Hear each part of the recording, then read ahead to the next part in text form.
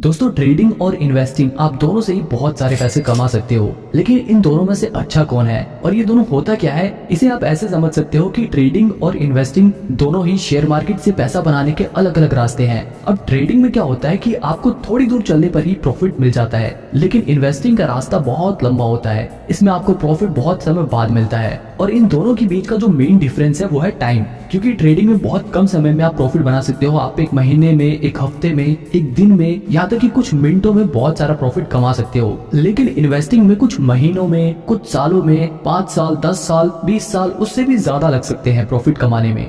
अब आप यहाँ पे सोच रहे होंगे कि यार अगर कम समय में हमें पैसा मिल सकता है तो हम लंबे समय का इंतजार क्यों करें। तो देखो, यहीं पे मेन बात आती है ट्रेडिंग और इन्वेस्टिंग को समझने की, क्योंकि ये बहुत इंपॉर्टेंट चीज है और ये बहुत क्लियर हो जाना चाहिए आपको इन्वेस्टमेंट शुरू करने से पहले। यहाँ पे मैं आपको बता दूं कि एक आदमी एक समय पे एक ट्रेडर भी हो सकता है और इन्वेस्टर भी हो सकता है, यानी कि एक आदमी ये दोनों काम कर सकता है, लेकिन उसे ट्रेडिंग और इन्वेस्टमेंट के बीच का डिफरेंस जरूर पता होना चाहिए। तो इस वीडियो में हम ट्रेडिंग और इन्वेस्टिंग को तो समझेंगे ही, इसके अलावा हम इन दोनों के बीच के जो मेजर डिफरेंसेस है उनके बारे में भी डिस्कस करेंगे और सबसे आखिरी में मैं आपको ये भी बताऊंगा कि आपको ट्रेडिंग करनी चाहिए या इन्वेस्टिंग करनी चाहिए। अब देखो, सबसे पहले समझते हैं ट्रेडिंग और इन्वेस्टिंग के कॉन्सेप्ट को। इसे समझाने के लिए मैं आपको एक एग्जांपल देता हूँ। मान लो बाबूराव नाम का एक आदमी अपनी मोबाइल की दुकान खोलता है। उसकी दुकान बहुत बढ़िया चल रही थी। वो मार्केट से सस्ते दाम से मोबाइल लाता और अपनी दुकान पे बेचकर प्रॉफिट कमाता। उसका काम बढ़िया चल रहा था, लेकिन जब भी कुछ समय बाद उसकी दुकान के सामने एक और दुकान खुल जाती है तोतला सेठ की, और वो वही मोबाइल बाबूराव की दुकान से भी सस्ते दाम पर बेचने लग जाते हैं।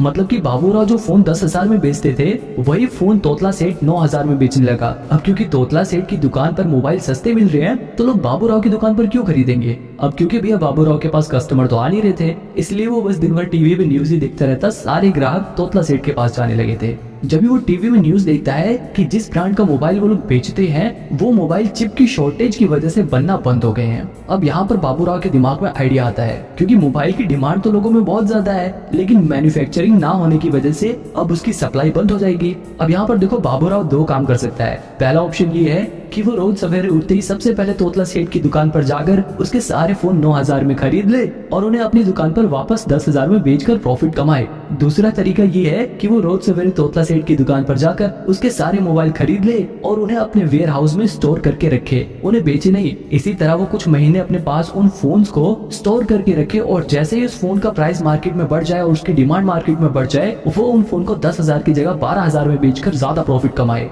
अब यहाँ पर देखो, ट्रेडिंग और इन्वेस्टिंग को समझो। बाबूराव जब डेली फोन सस्ते में खरीद कर उन्हें बेच रहा था तो वो ट्रेडिंग कर रहा था, लेकिन जब बाबूराव ने फोन को कुछ महीनों के लिए स्टोर करके रखा और जैसे उनका प्राइस बढ़ा, उसने जब बेचा तो उसने इन्वेस्टिंग करी, क्योंकि वो डेली चीजों को सेल नहीं कर रहा बल्कि वो उन्हें कुछ महीनों बाद कर रहा है। बिल्कुल इसी तरह ट्रेडिंग और इन्वेस्टिंग वर्क करती है। बस शेयर मार्केट में फोन की जगह शेयर्स आ जाते हैं। मतलब हम शेयर मार्केट में डेली फोन्स की जगह शेयर्स को सस्ते में खरीद कर उन्हें महंगे में बेचकर प्रॉफिट बनाते हैं, तो वो ट्रेडिंग होती है। और अगर हम शेयर्स को सस्ते में खरीद कर कुछ महीने, कुछ साल, 10 साल, 5 साल बाद जब वो शेयर का प्राइस बढ़ जाता है तब बेचते हैं, तब वो इन्वेस्टिंग कहलाती है। देखो, यहाँ दोनों के बीच का जो मेजर डिफरेंस है वो है टाइमिंग। आई होप अब आपको ट्रेडिंग और इन्वेस्टिंग का कॉन्सेप्ट समझ आ गया होगा। अगर नहीं आया तो आपको आगे जरूर आ जाएगा। अब देखो, इन्वेस्टिंग में क्या होता है, लोग अच्छी कंपनियों के शेयर ढूंढते हैं और जैसे ही उन्हें कोई ऐसी कंपनी मिलती है जो फ्यूचर में अच्छा खासा प्रॉफिट जनरेट करेगी, अच्छा परफॉर्म करेगी, वो उस कंपनी के ऊपर फंडामेंटल रिसर्च करते हैं और ये पता लगाते हैं कि क्या ये कंपनी इन्वेस्ट करने लायक है या नहीं, क्या इस कंपनी में अगर हम पैसे लगाएंगे तो बढ़ेंगे या नहीं बढ़ेंगे।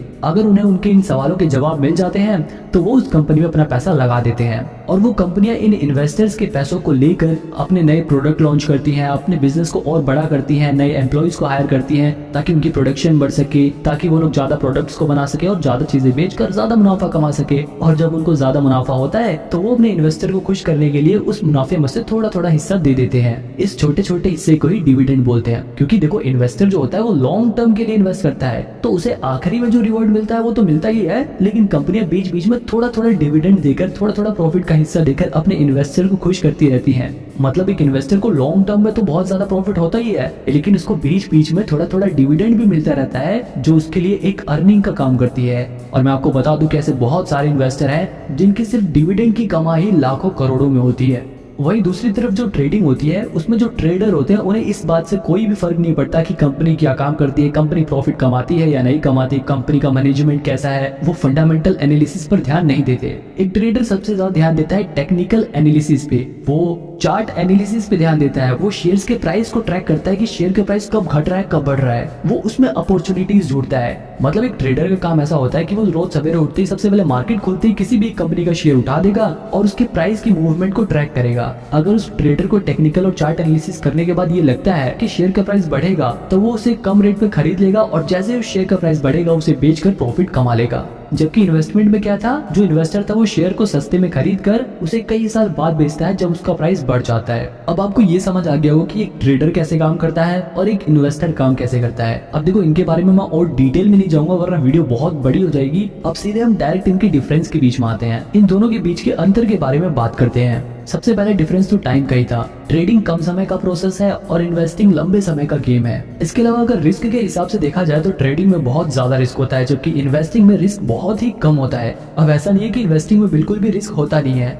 हो सकता है कि शॉर्ट टर्म में शेयर का प्राइस गिर जाए, लेकिन अगर कंपनी अच्छी चुनी है आप लोगों ने तो लॉन्ग टर्म में उस कंपनी का शेयर प्राइस जरूर बढ़ेगा और इस वजह से इन्वेस्टिंग में रिस्क बहुत कम हो जाता है। वहीं ट्रेडिंग रिस्की इसलिए होता है क्योंकि ये एक तरह का गैम्बल है। मान लो दो दोस्त हैं, वो आपस में हेड टेल वाला गेम खेलने का डिसाइड करते हैं और बोलते हैं कि अगर हेड आया तो तू जीत गया और टेल्स आया तो मैं जीत गया। तो ये देखो ये एक तरह का गैम्बल है और शेयर मार्केट में भी बिल्कुल ऐसा ही होता है। बस वहाँ पे दो जनों की जगह बहुत सारे लोग आ जाते हैं और वो लोग हेड टेल की बजाय शेयर के प्राइस घटने या बढ़ने के ऊपर बैट लगाते हैं। मतलब बहुत सारे लोग होते हैं जिसमें से कुछ लोग ये अंदाजा लगाते हैं कि शेयर का प्राइस गिरेगा और कुछ लोग अपने पैसे लगाकर कहते हैं कि शेयर का प्राइस बढ़ेगा। और ये लोग अपने पैसे कहाँ लगाते हैं, ये लोग अपने पैसे लगाते हैं ब्रोकर के पास, यानी कि ग्रो जीरो जैसे ब्रोकर के पास अपने पैसे लगाते हैं। अब देखो अगर शेयर का प्राइस बढ़ गया तो ये वाले लोग जीत जाएंगे, अगर ये लोग जीत जाएंगे तो जो लोग हार गए हैं उनका पैसा जीते हुए लोगों के पास चला जाएगा और उस जीते हुए पैसे में से थोड़ा सा कमीशन ये ब्रोकर्स रख लेते हैं। और इतना ही नहीं, इस जीते हुए हिस्से में से सरकार भी टैक्स के नाम पर अपना हिस्सा इनसे ले लेती है। अब यहाँ पर ये देखो कि जो ब्रोकर है और ये जो गवर्नमेंट है इनको तो हमेशा कमीशन और टैक्स मिलेगा, चाहे ये लोग जीते चाहे ये लोग जीते। लेकिन लॉन्ग टर्म में नुकसान किसका होता है, सिर्फ ट्रेडर्स का। मतलब सिंपल सी बात यह है कि अगर ट्रेडिंग में आपने पैसे बनाए हैं तो वहीं दूसरी तरफ किसी ने अपने पैसे गंवाए हैं। कल को जब वो पैसे बनाएगा तो हो सकता है कि आप अपने पैसे गंवाओ, इसीलिए ट्रेडिंग रिस्की रहता है।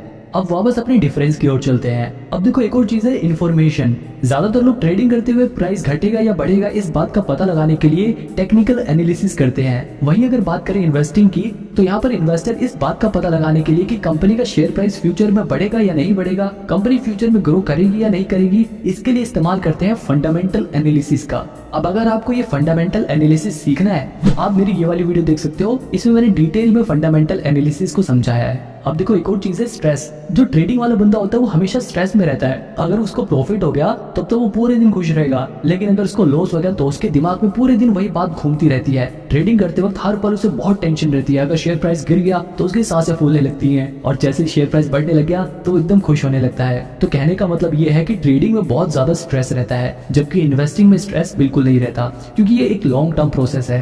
हो सकता है कुछ समय के लिए आपके शेयर प्राइस गिर जाए, लेकिन अगर आपने कंपनी अच्छी चुनी है तो फिर महीने बाद, एक साल बाद, कुछ साल बाद शेयर प्राइस जरूर बढ़ेगा और फ्यूचर में आपको प्रॉफिट होगा। अब देखो ट्रेडिंग वाला बंदा हरदम शेयर के बारे में देखता रहता है, लेकिन इन्वेस्टिंग वाला बंदा आराम से एक बार इन्वेस्ट कर देगा और फिर कुछ टाइम बाद अपना देखेगा इन्वेस्टमेंट, अच्छा हाँ मेरा शेयर प्राइस इतना बढ़ गया या इतना गिर गया, फिर दोबारा बंद कर लेगा, क्योंकि उसे बेचना नहीं है, उसने लॉन्ग टर्म के लिए इन्वेस्ट कर रखा है। फिर कुछ समय बाद वो दोबारा से खोल के देखेगा कि हाँ भाई अब तो आज मेरे शेयर प्राइस बढ़ गए, वो कम देखेगा और उसको कम टेंशन होगी। लेकिन ट्रेडर को हर पल टेंशन रहती है, प्रॉफिट होने के बाद भी और लॉस होने के बाद तो ऑब्वियसली रहती है। एक और सवाल है कि ट्रेडिंग में ज्यादा पैसे हैं या इन्वेस्टिंग में। अब देखो इस सवाल का जवाब बड़ा ही मुश्किल है, क्योंकि ट्रेडिंग में आप बहुत कम समय में बहुत ज्यादा पैसा कमा सकते हो, लेकिन इन्वेस्टिंग में आप ज्यादा समय में इतना ज्यादा प्रॉफिट कमा सकते हो कि कोई सोच भी नहीं सकता। क्योंकि इन्वेस्टिंग में कंपाउंडिंग अपना असर दिखाती है और पैसा बढ़ते बढ़ते बढ़ते बहुत ज्यादा बढ़ जाता है। वही अगर ट्रेडिंग की बात करें तो ट्रेडिंग में एक प्लस पॉइंट ये है कि आप ट्रेडिंग को कम पैसे में भी कर सकते हो, यानी कि आप कम पैसा लगा कर भी प्रॉफिट जनरेट कर सकते हो। लेकिन अगर इन्वेस्टिंग की बात करें तो सिर्फ आप 1000-2000 लगा के बहुत सारा पैसा कमा नहीं सकते। आप ट्रेडिंग में 1000-2000 लगाकर 5-10 हजार रुपए का मुनाफा कमा सकते हो, लेकिन जैसे कि मैंने बताया था कि रिस्क यहाँ पे ज्यादा होता है। ट्रेडिंग में आपके ये भी चांसेस है कि आप अपने 1000-2000 रुपए गवा दो, लेकिन इन्वेस्टिंग में आपके 1000-2000 रुपए कुछ कम हो सकते हैं। अगर आपने बिल्कुल ही खराब कंपनी चुन ली तो हो सकता है कि आपके पैसे कुछ कम हो जाए, लेकिन पूरे कभी खत्म नहीं होंगे। बहुत ज्यादा गिरने लगे तो आप उसे बेच सकते हो। तो मतलब ट्रेडिंग बहुत ज्यादा रिस्की है, लेकिन आप ट्रेडिंग में कम पैसे से भी ज्यादा पैसा कमा सकते हो।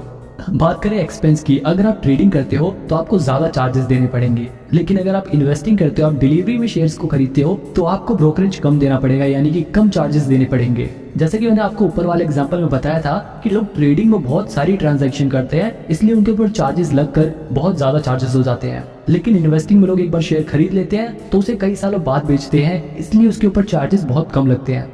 अगर लर्निंग की बात करें कि आप लोग ट्रेडिंग जल्दी सीख सकते हो या इन्वेस्टिंग जल्दी सीख सकते हो, अब देखो ये दोनों ही बड़ी कॉम्प्लेक्स चीजें हैं, पर मेरा ऐसा मानना है कि इन्वेस्टिंग सीखना ज्यादा आसान है एज कम्पेयर टू ट्रेडिंग, क्योंकि ट्रेडिंग बहुत ही रिस्की है। ट्रेडिंग में जो प्रोफेशनल लोग होते हैं सिर्फ वही पैसा बना पाते हैं, और जो नए लोग होते हैं वो उनमें से 90% लोग अपना 90% पैसा 90 दिनों के अंदर ही गवा देते हैं। अब अगर ब्रोकरेज चार्जेस की बात करें तो चाहे ट्रेडिंग हो या इन्वेस्टिंग हो, दोनों में जो ब्रोकरेज चार्जेस होते हैं वो हर ब्रोकर अपने हिसाब से अलग अलग चार्ज करता है। अगर बात करें ट्रेडिंग की तो यहाँ पर ब्रोकरेज चार्जेस 0.03% से लेकर मैक्सिमम 20 रुपीज पर ट्रांजैक्शन होता है ज्यादातर ब्रोकर्स का। इसके अलावा एम स्टॉक जैसे कुछ ब्रोकर तो ऐसे भी हैं जिनके पास 1000 रुपए से लेकर 2000 रुपए तक का प्लान होता है, जिन्हें खरीदने पर आपका लाइफ टाइम ब्रोकरेज चार्जेस नहीं लगेगा। लेकिन यहाँ पर ध्यान देने वाली बात यह है कि सिर्फ ब्रोकरेज चार्जेस नहीं लगेगा। इसी तरह अगर आप इन्वेस्टमेंट करते हो यानी कि डिलीवरी में शेयर्स को खरीदते हो, तो वहां पर भी जो ब्रोकरेज चार्जेस होता है वो 0.003% से लेकर 20 रुपीज मैक्सिमम पर ट्रांजैक्शन होता है। हालांकि डिलीवरी में भी जीरो था, जैसे कुछ ब्रोकर ऐसे हैं जो 1 भी रुपए ब्रोकरेज चार्जेस नहीं लेते, लेकिन इन ब्रोकर्स के पास आपको लगभग 300-350 रुपए अकाउंट मेंटेनेंस चार्जेस देने होते हैं हर साल। ये सब तो ब्रोकरेज चार्जेस थे जो ब्रोकर्स चार्ज करते हैं, लेकिन इसके अलावा गवर्नमेंट भी प्रॉफिट में से अपना टैक्स डिडक्ट करती है। अगर बात करें सिर्फ ट्रेडिंग की तो ट्रेडिंग में जो प्रॉफिट होता है उस पर लगभग 28% टैक्स देना पड़ता है। वहीं अगर बात करें इन्वेस्टमेंट की, यानी कि अगर हमें लॉन्ग टर्म कैपिटल गेन होता है तो उस पर हमें 20% टैक्स देना पड़ता है। आप में से कुछ लोगों के दिमाग में ये डाउट होगा कि हम ट्रेडिंग या फिर इन्वेस्टमेंट कम से कम कितने रुपए से स्टार्ट कर सकते हैं। तो देखो, आप मिनिमम 100 रुपए से ट्रेडिंग और इन्वेस्टमेंट दोनों ही स्टार्ट कर सकते हो। ट्रेडिंग में आप अपना पैसा फ्यूचर एंड ऑप्शंस में लगा सकते हो, इंट्राडे ट्रेडिंग में लगा सकते हो। इन्वेस्टिंग में आप डायरेक्ट कंपनी के शेयर्स में अपना पैसा लगा सकते हो या फिर म्यूचुअल फंड के जरिए इन्वेस्ट कर सकते हो। अब देखो, यहाँ पर एक और चीज तो ध्यान देने वाली है, अगर आप ट्रेडिंग करना चाहते हो, अगर आप फ्यूचर एंड ऑप्शंस में इन्वेस्ट करना चाहते हो, तो इसके लिए आपके पास इनकम स्टेटमेंट होना जरूरी है। जबकि ट्रेडिंग में आपको इनकम स्टेटमेंट की कोई जरूरत नहीं होती, बस आप अपना डीमेट अकाउंट खुलवाओ और इन्वेस्ट करना स्टार्ट कर दो। ट्रेडिंग और इन्वेस्टिंग की बात यहीं पर खत्म करते हैं और मेन सवाल का जवाब जानते हैं कि आखिर आपको क्या करना चाहिए, आपको ट्रेडिंग करनी चाहिए या इन्वेस्टिंग करना चाहिए। अब देखो, आपको मैं यहाँ पे बिल्कुल साफ साफ बता दूं, अगर आप अभी बिल्कुल नए नए शेयर मार्केट के बारे में सीख रहे हो तब तो बिल्कुल भी ट्रेडिंग की तरफ मत जाना। कभी आप ऐसा सोचो कि आप 1000-2000 रुपए लगा के उसे 5-10 हजार रुपए बना लोगे और फिर 5-10 हजार को 1 लाख करोगे और फिर 1 लाख को 1 करोड़, ऐसे करके आप बहुत सारे पैसे कमा लोगे। ऐसा नहीं होता। अगर आप बिल्कुल नए नए शेयर मार्केट में आए हो, पहली बारी बेशक आप कुछ पैसे बना लो, लेकिन उसके बाद आप अपने पैसे जरूर गवाओगे और वहीं पर आप डीमोटिवेट हो जाओगे। तो इसलिए पहले शेयर मार्केट्स के बेसिक्स को सीखो। इन्वेस्टिंग के जरिए आप डिलीवरी में शेयर्स को खरीदो, उनकी मूवमेंट को ट्रैक करो। आपको धीरे धीरे जब एक्सपीरियंस होने लगेगा, आपको धीरे धीरे जब ये पता लगने लग जाएगा कि शेयर मार्केट कैसे वर्क करता है, तब आप धीरे धीरे अपना ट्रेडिंग में कदम रख सकते हो। लेकिन एकदम से ही ट्रेडिंग मत करने लग जाना। यहाँ पर आप ये ध्यान रखना कि जब आप ट्रेडिंग सीख रहे हो तो उस समय ज्यादा पैसे नहीं लगाने आपको ट्रेडिंग में, आपको कम पैसे से शुरुआत करनी है और जैसे जैसे आपका एक्सपीरियंस बढ़े वैसे वैसे आप अपने पैसे बढ़ा सकते हो। यहाँ पर एक और बात ध्यान देने वाली है कि शुरुआत में जब आप ट्रेडिंग सीख रहे हो तो ऐसा ब्रोकर चुनना जिसका यूजर इंटरफेस आसान हो और वहाँ पर अकाउंट मेंटेनेंस चार्जेस या फिर प्लेटफॉर्म चार्जेस ना लगे, और जिनके ऐप का यूजर इंटरफेस इतना बढ़िया हो कि आप जब भी ट्रेडिंग या इन्वेस्टिंग करो तो आपकी साइट क्रैश ना हो जाए और आपके पैसे ना अटक जाए।